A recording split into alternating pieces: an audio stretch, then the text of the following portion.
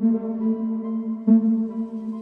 me, if I started murdering people, there'd be none of it left. We are all evil in some form or another. I am not guilty.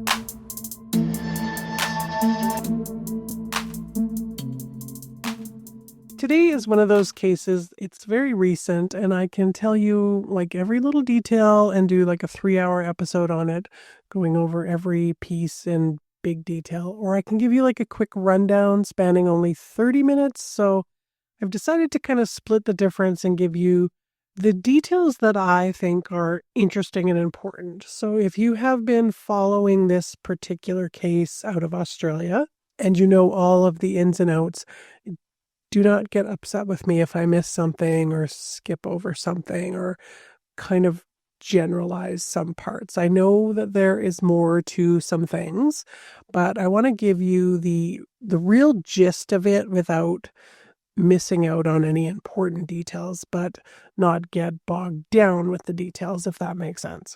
This is the murders of Heather Wilkinson and Gail and Don Patterson. Don and Gail Patterson lived in Coimbra, Australia, as a small town of about 5,000 people southeast of Melbourne. They raised 4 children in their home, Matthew, Nathan, Anna, and Simon. And they were deeply devout Christians who attended church services every Sunday at the local Baptist church, where Gail's sister, Heather, had married the church's pastor, Ian Wilkinson. And the Patterson's son, Simon, was married to a woman named Erin.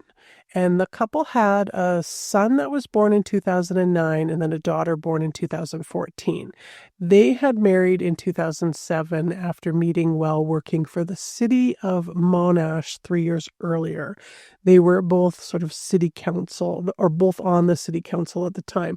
Erin was working for the RSPCA. She was a representative for them. And Simon was a civil engineer. Erin had grown up in Melbourne in the subdivision of Glen Waverley. Her parents were Heather and Eaton, and she had a sister as well named Sewin. I think that's how you pronounce it, with which she was not very close with her. Erin had come from money. Like her mother, Heather, had been an author and had worked as a professor at the Monash University teaching 19th century literature. As a result, Erin had grown up to be very educated, and she really loved to learn new things. Simon had been an engineer with Gippsland, and he also coached basketball in his younger years. The marriage was a bit marred with some arguments with temporary splits here and there. The couple officially separated in 2015, but wouldn't start actually trying to really hash out the divorce details for about another 8 years. After their separation, though, they continued to work together as co-parents, and they even took their family vacations together to kind of give the kids that sense of normalcy and the appearance of a united front. Erin had gotten her bachelor's degree in nursing and midwifery at the Federation University.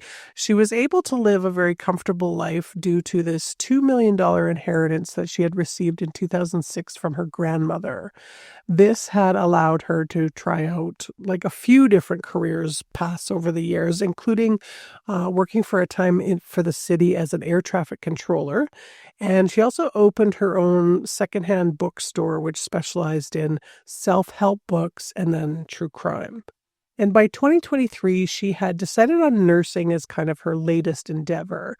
Erin was very generous with her inheritance and had used some of the funds that she had to help out Simon's siblings as well. After their separation, Erin moved with the kids to Leongatha, which is another rural small community also southeast of Melbourne, very close to Coimbra. Erin was also a bit of a true crime buff. She had joined this Facebook group. She's kind of cyber sleuthing this Kelly Lane case. She was a woman that had been convicted of killing her 2-day-old daughter. There was a whole podcast that was dedicated to her case in 2018. And so she had become online friends with many of the posters on this Facebook group. And beyond sharing her sleuthing and research skills with them, she also sometimes shared, some anecdotes about her life. Erin was kind of known as being a little bit eccentric and did at times have some issues with some social awkwardness. She was described as a bit abrasive by her air traffic control coworkers. Simon was always on kind of the losing end of their separations in the marriage. He was often left feeling confused over why she was leaving each time. And one time in 2009, she had sort of up and left the family while they were on a road trip through South Australia. But Simon was always wanting to work things out to kind of keep the family happy and together. And he chalked most of her leaving and this kind of weird behavior up to her kind of being a wandering soul, always kind of bouncing around from interest to interest. She got bored very easily. She, of course, skipped jobs in these career choices constantly. And her true crime fandom was also seen as a little bit obsessive by some. The couple had spent most of their marriage living in Coimbra to be close with Simon's family, including his siblings and his parents. And this was before Erin had moved to Leongatha with the kids, but she still had regular contact with Simon and his parents, Gail and Dawn. They also continued to attend the same Baptist church where Simon's aunt, Heather, like Gail's sister, was married to the pastor of the church, Ian. However, Erin was supposedly an atheist, but she was attending the services with Simon and the kids because, she respected their beliefs, but she didn't exactly buy into it herself. Although she does say that after 2015, she did convert to Christianity after having some kind of religious experience that she'd never really elaborated on. Later in 2015, during this separation, Simon would take the kids on the weekends and then Erin would have them during the week. Simon had remained in Coimbra and then Erin in Leongatha, but the two towns were close enough together to not make it really a burden on either one of them, and their relationship remained very friendly. And then in 2019, Erin's mother passed away, leaving her a second inheritance. Now, I'm not sure of the actual amount of that inheritance, but she did wind up inheriting her mother's oceanfront sprawling property in Glen Waverley, and was, of course, it was considered enough money to make her independently wealthy. She also had enough to purchase another property on Gibson Street in Leongatha. But both the houses, she put for some reason in both her and Simon's names on the deeds. They were still legally married at the time, and Simon kind of felt that was kind of a sign that she still had some feelings for him. He still had hopes that they would get back together again someday because the divorce hadn't really been moved on by that time. They hadn't really started actual divorce proceedings. Now, unfortunately, Simon started to have some health issues in 2021, which had started in November of that year when the day before the family was going to go on this camping trip, he got violently ill and yet still managed to go on this trip, making many, many stops along the way for him to either vomit or use the washroom. So when they arrived, he was so ill that he actually had to be hospitalized. And they found that his creatine levels were so high in his kidneys that they were actually starting to fail. So after a few days in the hospital, he was stabilized and then he was discharged and he was able to go home. But then in May of 2021, he got sick again. This time they were also camping, but they were at a national park at that time. So this time when he went to the hospital, he was treated with IV fluids and then discharged, but then he had to be rushed back because he collapsed when he got home. So in the end, he was left having 3 surgeries removing this large section of his lower intestines. He was in a coma for 16 days and spent 3 weeks in the ICU without them really figuring out what the root cause of the issue was. It wasn't really suspected to be food poisoning because it came on several hours after he had eaten anything and not right away. And during this last particular stay in the hospital, Erin and his parents were called actually to come and say goodbye to him. But fortunately, he was able to recover, but he was still pretty weak and fairly ill, and so he came to stay with Erin and the kids for a few weeks in Leongatha. Now, the same thing happened to him again in July of 2022, and then again in September of 2022. Now, both of those were also on family camping trips and resulted this time in some seizures that he was having. So Simon started like a spreadsheet for himself to try and figure out what could possibly be triggering these horrendous episodes that he was having. And he started to wonder if Erin was trying to poison him, because it always seemed to be after Erin had prepared something for him to eat. He told his doctors this, but they didn't think so because it wasn't really food poisoning, they thought. And he even went so far as to confide in his parents, who thought like he's being crazy. Him and Erin had had a good relationship. Even though they were separated, there was no reason that she would want to make him sick. Like, she had initiated the separations. She had no financial motive. She was kind of technically the breadwinner with all her inheritances. But he did kind of decide after that he wasn't going to eat anything that she gave him after that. He got even more suspicious one time when Erin brought him some cookies. Now, she said that their daughter had made them for him, but he didn't eat them right away. And then Erin started calling him, asking him all the time, like, have you eaten the cookies yet? Have you eaten the cookies yet? And he found that really weird, and so he wound up actually throwing them out. Now, he would later wish that he had kept them and gotten them tested. But in November of 2022, Erin noticed that Simon had entered separated on his tax return, which was, of course, the actual state of their relationship for several years at that point. But the separated thing really pissed Erin off because they hadn't had like a formal separation agreement, like child support. She then, of course, filed for after noticing this, but Simon had actually stopped working by that point because he had been quite sick. So she didn't really get any child support out of him. And this kind of started a little bit of a breakdown of the relationship between the two of them. She had been, of course, very generous with her inheritance, which is excluded from marital property in most places. I don't know if it is in Australia.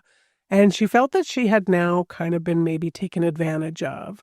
She had lent his siblings this interest-free loan to buy their house and had recently started feeling a little bit left out of some of Simon's family gatherings because they were, slowly starting to distance themselves from her, not inviting her to some family functions, etc., which I think is actually pretty normal. Like, even when you've been married and part of a family for a number of years, if there's like a separation or a divorce, you don't normally maintain that same relationship with your ex's parents.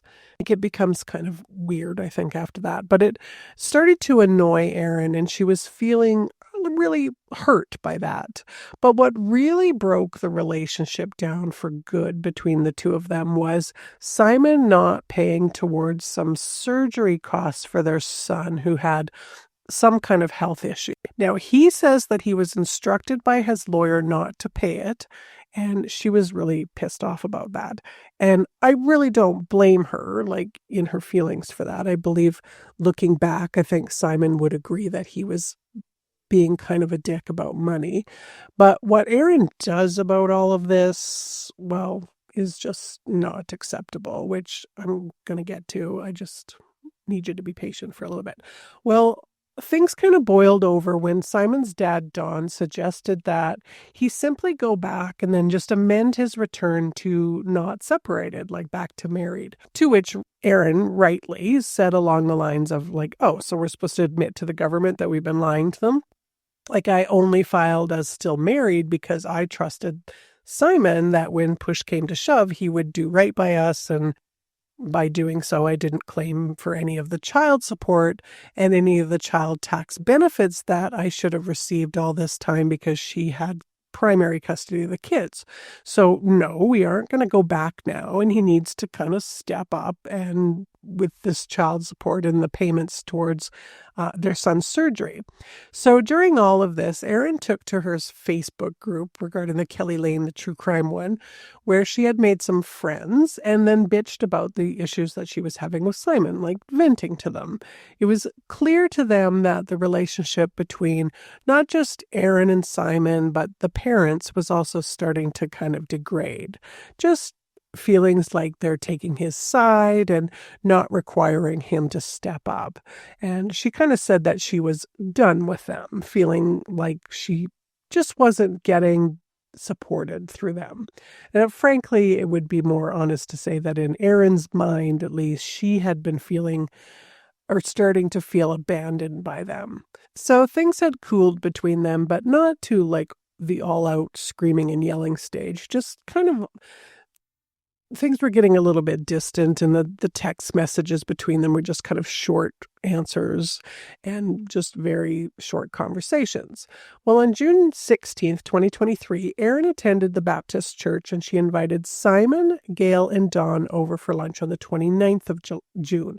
She had wanted to discuss a health concern that she was having and how to sort of approach the kids about it. Oddly, she also invited the pastor, Ian Wilkinson, and his wife, Heather. Now, Heather, of course, was actually Gail's sister, so Simon's aunt. So Ian and Heather had known Erin and had been to some family gatherings that she was also at over the years, but they had never actually been invited over to her house. Now, they did think being included was a little bit strange, especially since it appeared that she had, something rather personal and maybe private to discuss, but Heather was kind of excited. She wanted to see Erin's house and, maybe probably get a little bit of gossip. Well, on the 28th, so the day before this planned lunch, Simon texted Erin saying, "Sorry, I feel too uncomfortable about coming to the lunch with you, Mom, Dad, and Heather and Ian tomorrow, but I am happy to talk about your health and implications of that at another time if you'd like to discuss on the phone." Erin replies back, "That's really disappointing. I've spent many hours this week preparing lunch for tomorrow, which has been exhausting in light of the issues I'm facing, and spent a small fortune on beef eye fillet to make beef Wellingtons because I wanted it to be a special meal, as I may not be able to host a lunch like this again for some time." Well, Simon did not relent and he did not attend the lunch. Instead, on the 29th, he arranged to pick the kids up from the movies later that afternoon. Erin had not really wanted them to be in attendance, so she had arranged like a day at the movies for them instead. She had sort of hinted that she had some really bad news for them regarding her health status. So Gail and Dawn picked up Heather and Ian, and they all arrived together right around 12:30. They came in and kind of gathered in the kitchen as you normally do at like dinner or lunch parties. And according to Ian, Erin had prepared these individual beef Wellingtons, which I have never had one, but they sound actually really delicious, like a fillet of beef coated in like this kind of mushroomy sauce thing and then wrapped in a pastry. She also served mashed potatoes and green beans, and she didn't serve it family style, but she had plated them all like fancy like. Ian and Heather kind of gossiped a little bit after the lunch that it was strange that she had served the four of them on these like really pretty kind of fancy gray colored plates, and that hers had been on like a different colored orange colored plate. And they thought that was odd that somebody with the kind of money that Erin had, that she wouldn't have like a full serving set of one colored plates, or she would go through the effort of like, you're going to have this big fancy meal and not like set the table with either matching plates or alternate plates for color and decoration or whatever rich fancy people do. I mean, in our house guests will get whatever plates we have the least amount of scratches or chips on them, and they could be of a variety of different colors dating back to about 1992 when I first moved out from my family home, but I am not fancy and I do not entertain very much. Anyways, during the meal, she had told them that she had been diagnosed with ovarian cancer and she was going to be going through some treatments, and she had wanted them to know this so that because she might need some help like with the kids and some of that stuff. So they had said like a prayer for her. I mean, if you invite the pastor over for dinner, atheist or not, there's going to be some prayers. Conversation then kind of lingered, and then the meal ended. Now, according to Ian, the food was really delicious. Like, all was good. Well, other than the fact that Erin said she had cancer. And the next morning, Dawn and Gail called Simon and told him that they had actually been really ill all night and had taken themselves to the hospital. So Simon then called his sister Anna and had told her what was going on. Now, she had spoken to her parents about 5 p.m. the night before, so well after the lunch, and had asked them how the lunch had gone. It went actually very well.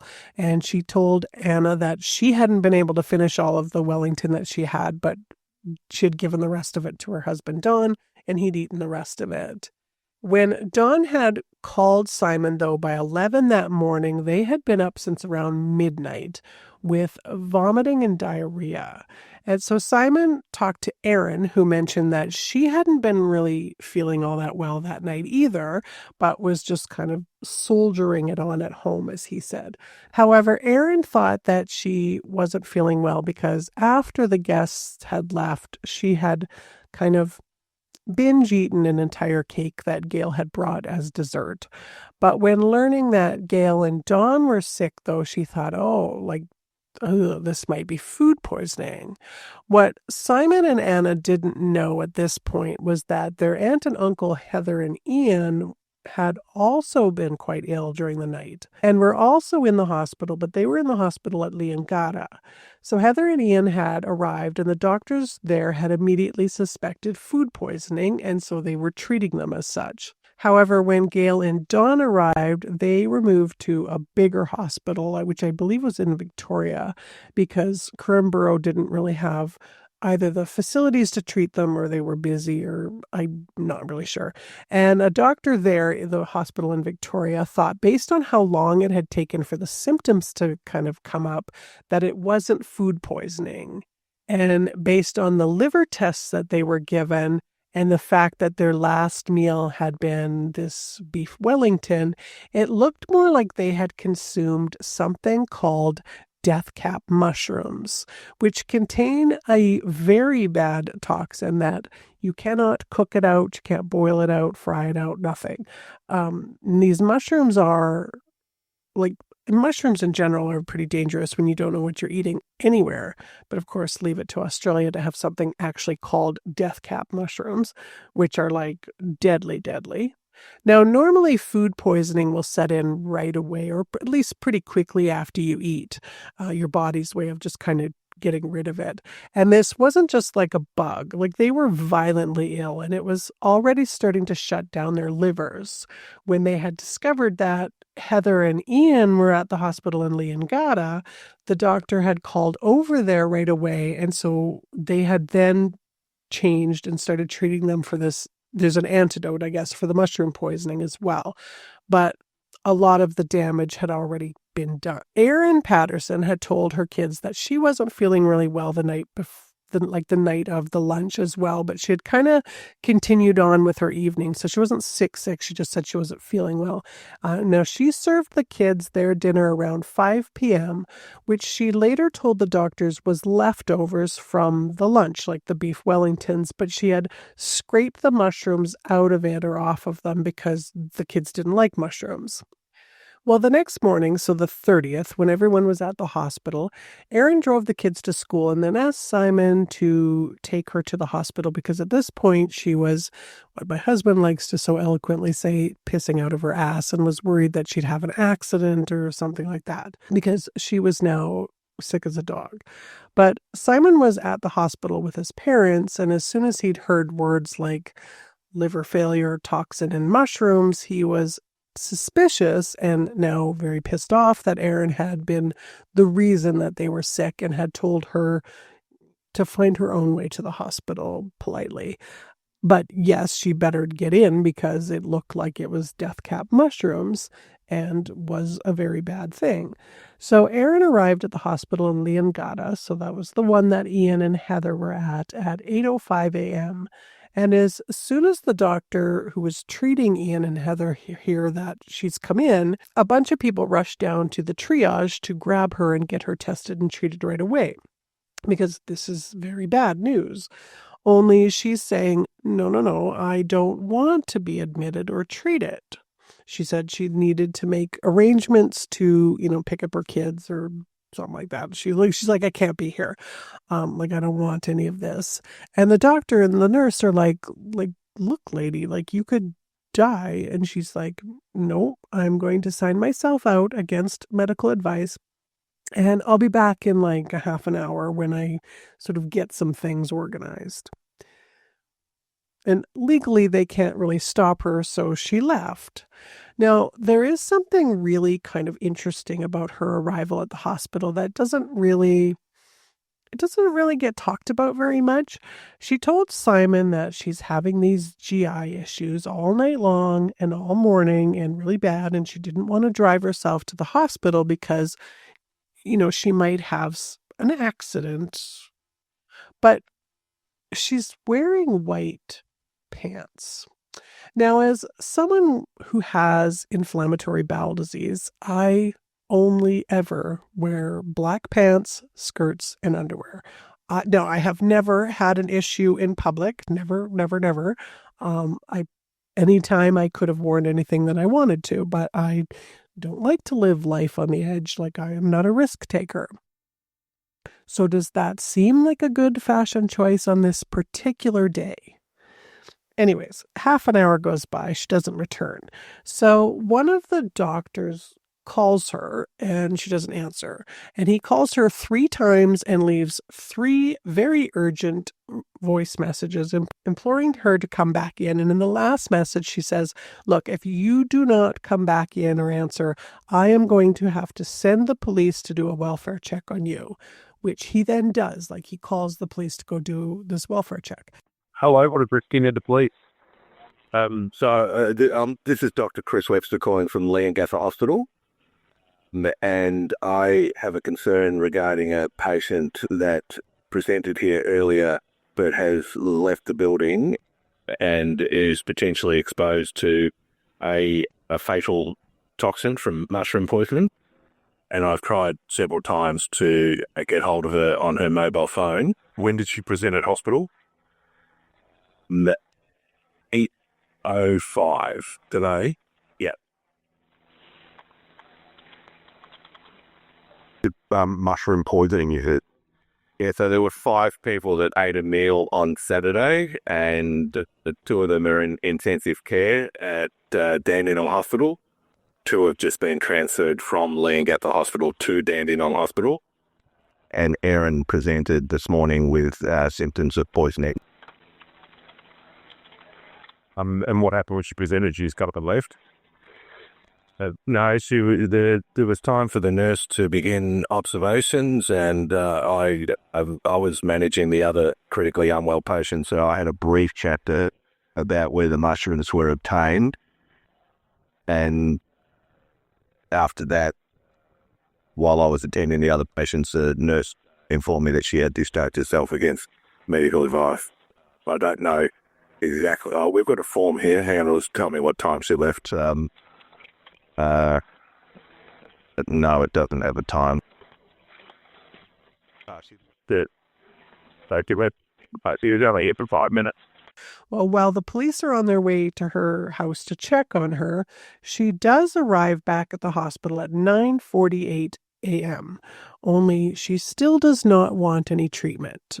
They want to give her this liver detox thing, and they ask her a few questions like, who else ate this beef Wellington? And, of course, where did you get the mushrooms? And asking her, don't you at least want some fluids through your IV? I mean, you've said you've been uncontrollably vomiting and pooping for hours now. But no, she doesn't want any of that. She also never gets up or rushes to the bathroom on any occasion that anybody noticed. She did, however, mention that she had eaten this cake, so she had started to throw up probably a lot earlier than the others, so maybe a lot of the toxins had been expelled before they could kind of make her even sicker. She told them that she had bought some fresh button mushrooms from the Woolworths, or Woolies as they like to call it there. And a few months earlier, she had gotten some dried mushrooms from this Chinese grocery store. but she couldn't remember like where exactly this store was or what the name of the place was. She had thrown out the packaging at the time when she bought it, and they were kept instead in this Tupperware container in her pantry. She also then mentioned giving the kids some leftovers, so they told her, okay, like you have to get them in right away as well. And she tells them, well, no, I don't really want to pull them out of school because I don't want to scare them. And one of the doctors goes so far as to say something along the lines of like, lady, like, do you want scared kids or do you want dead kids? Needless to tell you that people are starting to get a little bit suspicious of Erin, that she has purposely fed her guests these death cap mushrooms. Now, she's maintaining that if that had happened, like if, they had consumed these mushrooms from her, it was this horrible accident, and blame this Chinese grocer for selling them, who she doesn't remember where that was or even when she actually bought them.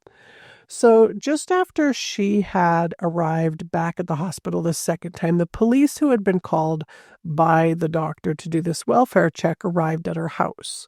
So, she's on the phone now with the police, and she tells them that any of the leftovers she had thrown in the garbage, and they should be in the outside trash. So, they were able to collect them and then bring them into the hospital to do some testing on them. She also relents and phones Simon to have him go and pick the kids up from school and then take them to the hospital in Victoria where their grandma and grandpa are, and that she is requesting, rather demanding, that she be transferred where they are as well, which they did agree to, and they transported her by this 90-minute ambulance ride. And during, of course, this trip, she never once mentioned needing to throw up or stop for like a poop break. And she didn't really seem to anyone that was watching her, noticing her, that she was in any way unwell, despite her telling them that she was sick and had been sick for hours by that point. The leftovers were tested initially upon visual, sort of like a cursory inspection. They did not contain any death cap mushrooms. However, the toxins that they were found when they tested the leftovers a little bit more scientifically, suggesting that they had been maybe ground up into like a powder or something like that instead of served like chopped up. So clearly there is suspicion that Erin has poisoned her lunch guests. And rather than go into like a lot of detail about when she said what and whether it was in a police interview or court testimony, like I don't want to confuse you with a bunch of like dates and places and kind of backtracking over things. So I'm just going to go through the inconsistencies and the evidence that was brought up against Erin over this poisoning of the mushrooms. And before I do that, I do just want to mention that the kids were questioned. They did say that they had eaten some kind of meat dish that their mom had given to them on the night of the 29th, but it did not resemble any kind of Wellington anything. So they don't believe that the kids consumed any of these deadly mushrooms. So they were all good and they did not get sick. However, 6 days after being admitted to the hospital, Dawn Patterson died at the age of 70. And then the next day, Gail and Heather Wilkinson, her sister, passed away as well. Gail was 70 and Heather was 66. Ian had received a liver transplant and did manage to make a recovery. He was released from the hospital on September 22nd. Now, there are reports that kind of change those timelines a little bit, that Heather and Gail had died on August 4th and then Dawn had died on August 5th. But regardless, all three of them were not able to recover from their poisoning. So I'm going to break this into categories because there's just a lot of stuff that sort of stacked up against Erin, and I need to kind of unpack it in some kind of order. So we need to go back a little bit to the purchase of the dried mushrooms. Now, Erin said that the reason she had bought them in the very first place was that she wanted to make some kind of carbonara sauce with them that she was planning on doing for something. But when she took them out of the package, she didn't really like how they smelled and felt that they wouldn't be a really good addition for this particular sauce. So instead of chucking them, she put them into this Tupperware container. And then when she pulled them out again to use them in some other recipe, they were now kind of a little bit rubbery and she didn't like the texture of them. So she figured she could maybe fix that by putting them into her food dehydrator. But that did not really help them. And again, instead of just throwing them out and deciding they were kind of useless, she decides to use these smelly, rubbery mushrooms in her special meal that she was having because she thought it would add a really nice flavor. So that's a little bit odd. What's odder is that she initially denies having a food dehydrator at all. However, when confronted with the fact that she had in her possession, like in her house, a receipt for a food dehydrator, she had mentioned this food dehydrator to her Facebook group and even posted a picture of it for them, and told Simon that she had been using her food dehydrator to dehydrate specifically mushrooms to make a mushroom powder to hide in muffins for the kids to get them to eat their vegetables. Now, she did say at that time, oh yeah, I did have a food dehydrator, but I didn't use it for the mushrooms that were into the Wellington. Now, that food dehydrator was found in a landfill, which she was caught on surveillance footage dumping it, the day that she was actually released from the hospital from, of course, not being sick from the mushrooms that everybody else was sick from. Also, going back in time, she says that she never foraged for wild mushrooms. It was something she didn't do. And any mushrooms she ever had were from either Woolworths or this mysterious Chinese grocery store. However, she later claimed that, well, actually, I did forage for it. It had actually become a recent hobby for me. And she liked to, again, post about that on this Facebook group. She admitted that it was possible that she had accidentally foraged some deathcap mushrooms and then put them into the same container as these purchased dried mushrooms. However, it would be a strange accident seeing that there is this website that is called iNaturist, where on April 18th, a user had posted that they had seen deathcap mushrooms in the area of Lock just off of Nielsen Street, so be careful. On April 28th, her car was actually seen parked off of Nielsen Street in this area for about a half an hour. And then she was suddenly posting about dehydrating mushrooms on this Facebook group. Then on May 22nd, location data shows that she returned to that same area again. And on May 28th, her laptop was used to access the site again, where another user had spotted more deathcap mushrooms in a different area. Now, after this site was accessed, within seconds, there was a food purchase ordered using the same laptop that was delivered to her house on Gibson Street, meaning it was likely her that had done that search. Now, as for the reason for her lunch party in the first place, she only kind of hinted at them that she was going to reveal some kind of health thing. Well, Ian said no. She clearly said in no uncertain terms that she had been diagnosed with ovarian cancer. In fact, Ian had said to Simon when he came to visit them in the hospital, as sick as he was, that he felt really bad about her diagnosis. And Simon was like, "What are you talking about? This is news to me." Well, Erin maintains that no, she told them that she was going to be having bariatric surgery, like stomach stapling for weight loss, and would need some help while she recovered. But when kind of pressed about the issue, she said, well, she might have mentioned that she was undergoing some tests and was getting an MRI about the possibility of ovarian cancer, but nothing had come out of that yet. But the police weren't able to find any medical records of any tests that she had done for anything between 2021 and 2023. Now, she admitted in her testimony that she was actually embarrassed about this gastric bypass thing and figured it was better to kind of lure them to lunch with hinting about cancer. She sounds lovely. It's also strange that she had felt abandoned by Simon's parents, but they were the very people that she felt that she wanted to reach out to have this lunch and tell them about this private surgery thing she was going through. They also discovered on her phone Google searches about ovarian cancer, like symptoms and tests that you might get, etc. Erin had a phone, like we all do. She had purchased a new phone in February of 2023 and was using it as her exclusive phone up to August 2nd. She had a pink case that she had for it, and this pink case phone had replaced another similar phone that she had given then to her son back in February for him to use. And at that time, he did a factory reset on it at the time.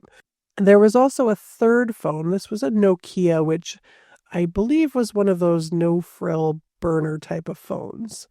Both her pink case phone and her son's iPhone had separate SIM cards in them. It's all the thing about the phone is all very confusing, and I don't think a lot of it, like a lot of things, were actually found on the phones. But on August 2nd, Erin did another factory reset to the phone that she had given to her son, and then that was the phone that she turned over to the police. She put the SIM card from her pink case phone into the Nokia phone, and the pink case phone was never turned over. It has never been found, and there's all kinds of suspiciousness about that. Now, August 2nd was also the same day that Erin was seen at the landfill dumping the food dehydrator, and was also the same day that they executed the search warrant at her house. Erin denied ever owning any gray plates. Like, Ian must have been mistaken. Everything was served on the same color plates. But surveillance footage shows her, now this is 30 minutes after the lunch ended, at the landfill again, like the same one that she later goes to dump the food dehydrator. And she's at that time disposing of something in like a box, which was later found to contain 4 gray plates. Now, she denies that this is what she threw away, and it's just all a coincidence that there were gray plates found there. But the timing doesn't really look very good for her. And then when it comes to her own illness from this accidental poisoning, well, first of all, she never mentioned to anyone about mushrooms. Not even after learning that they suspected death cap mushrooms. She says she never mentioned it because she was scared that people would think that she did it on purpose. And then she never mentioned it later because, well, they were already being treated with this antidote, so what good would it do to mention it at that point? Now, she says that she was feeling sick as well, but she continued to do a bunch of errands that same night and the next day, including dumping food dehydrators, before going to the hospital, and was walking around in white pants and not looking sick and refused treatment. Now, surprisingly, she did testify on her own behalf at her trial, which was for 3 counts of murder and 1 count of attempted murder. She did not do well, you could say, and she came off as smug and kind of strange. She also appeared a bit like a pathological liar. At one point, she's asking this lawyer who's questioning her that, could she move her mouth like away from the microphone because she was hearing impaired and she needed to read her lips, even though she had never mentioned to another human being, including Simon, that she had any issues with her hearing. She kind of just had an answer for everything and denied having said certain things that she clearly did say. There are several lies Erin Patterson has admitted to during the trial, including misleading police and taking steps to conceal potential evidence. But the prosecution has argued she lied about more than that. In delivering his charge to the jury, Justice Christopher Beale recapped the prosecution's allegations of Ms. Patterson's incriminating conduct, including suggestions the mother of two also lied about becoming sick after the meal and that she fed the leftovers of the beef Wellington lunch to her children. Justice Beale told the jury that just because the accused lied about one matter, that doesn't mean she lied about others, and telling lies doesn't mean she's guilty. He told jurors to consider all the evidence when deciding if the prosecution has proved beyond reasonable doubt that Erin Patterson is criminally responsible for fatally poisoning her in-laws. He indicated he will finish his charge on Monday, after which the jury will retire to deliberate on a verdict. Ms. Patterson has pleaded not guilty to all charges, maintaining the deaths of 3 of her in-laws and the poisoning of a 4th was a tragic accident. So on July 7th, 2025, she was convicted of all counts. Now, she is facing a life sentence and she's going to be sentenced in August. Now, I am recording this in very early August. But by the time this is released, it should be September. So I'm hoping I'll be able to do a little sort of update thing here at the end to tell you exactly what her sentence was. But chances are it's life imprisonment, and it's just a matter of whether or not she's eligible for parole at all. And so that was the murder of Heather Wilkinson and Don and Gail Patterson. And I am going to be back again next week with another perplexing case of why people do things that they do. And as always, thank you so much for listening and for watching.